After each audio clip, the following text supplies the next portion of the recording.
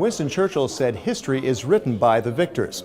Others contend it's trapped in old history books that need revising and without revisionism.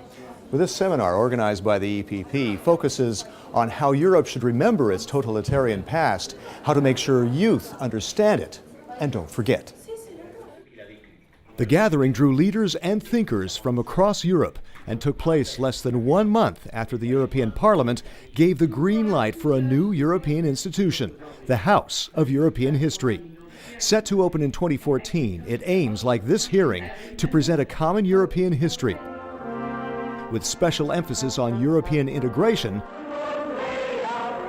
as well as the totalitarian regimes of the 20th century that killed tens of millions of people.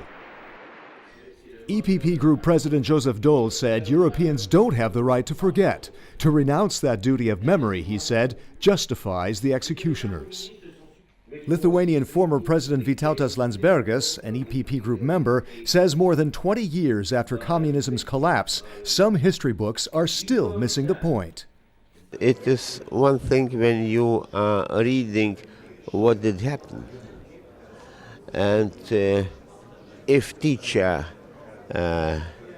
may to add what it meant for such persons as you now, but then 20 or 40 years ago, if you could imagine yourself in that situation, then it may bring a real knowledge. Hungarian MEP George Schöpflin, also of the EPP Group, says you'll never write a history book that pleases everyone, but there must be a common thread. He thinks Europe could write a common history in 3 years. And what is correct and what is not correct is always contested. But I think we can talk about a mainstream which says this is the past, this is the version of the past which allows the maximum number of people to live democratically and at peace with one another. And from this point of view, there's no question that the total concentration of power, which in a sense is the great temptation of the 20th century, is a disaster, and we're still living with the after effects of that. And why are we still, as hearing Chairman Laszlo Tokes puts it, struggling to eliminate the tragic heritage?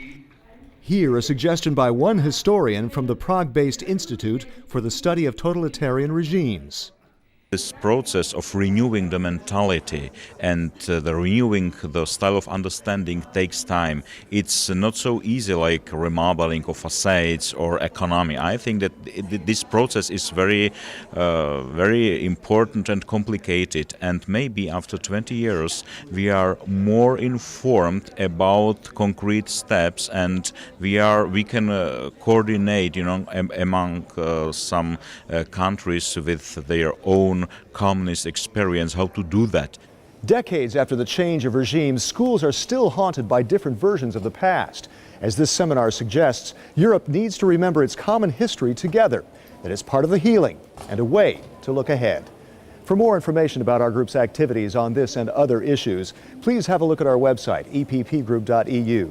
Thanks for watching, and see you again soon.